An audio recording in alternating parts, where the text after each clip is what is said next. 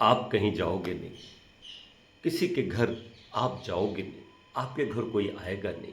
आप बैठे बैठे बुराई करते रहो उसकी, वो करता रहे आपकी।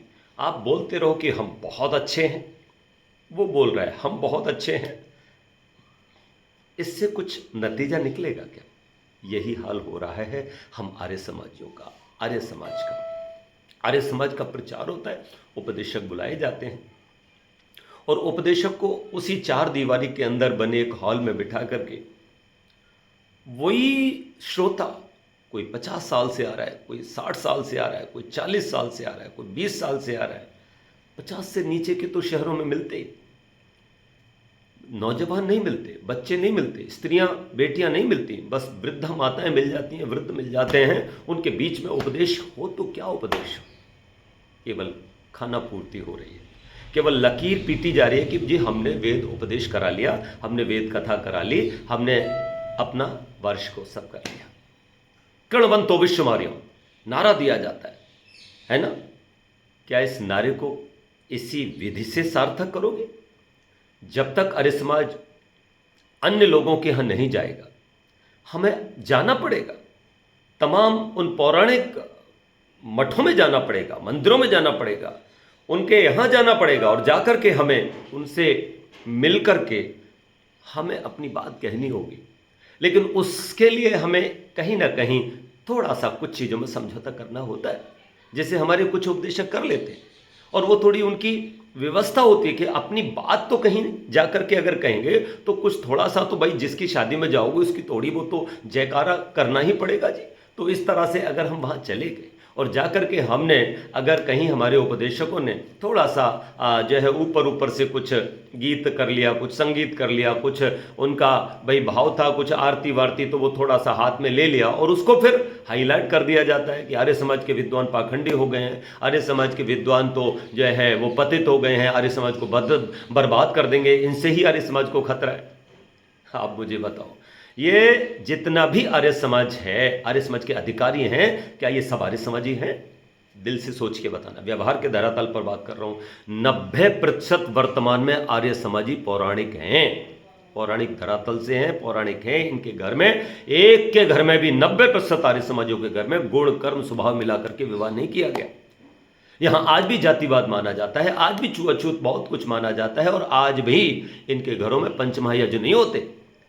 80% आर्य समाजियों के घरों में दोनों समय संध्या और दोनों समय यज्ञ नहीं होते।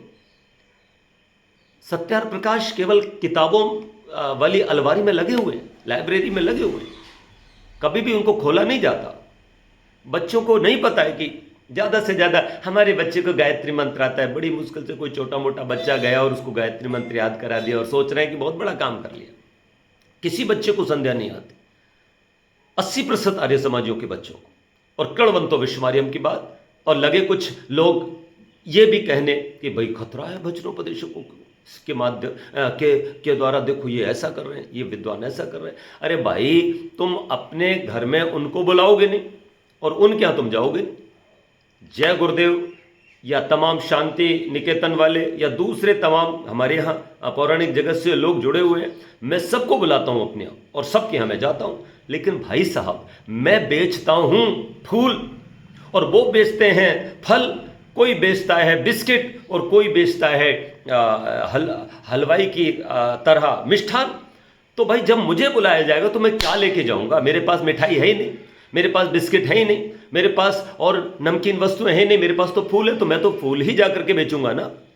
किसी को दूंगा तो फूल ही तो दूंगा। अरे मेरे आर्य समाज के उपदेशों के पास नहीं है वो सब मटेरियल, वो उनके पास तो केवल दयानंद है, वेद है, वेद के तमाम वो ही सुने हुए उपदेश हैं, तो वो उनको वहीं जा करके देखा। थोड़ा मोड़ा अगर कहीं उनको प्रसन्न करने के लिए कुछ थोड़ा सा नाटक कर लिया, इसका मतलब ये थोड़ी है कि वो अपनी मूल सामग्री को छोड़ देगा, देना तो उसको वही है।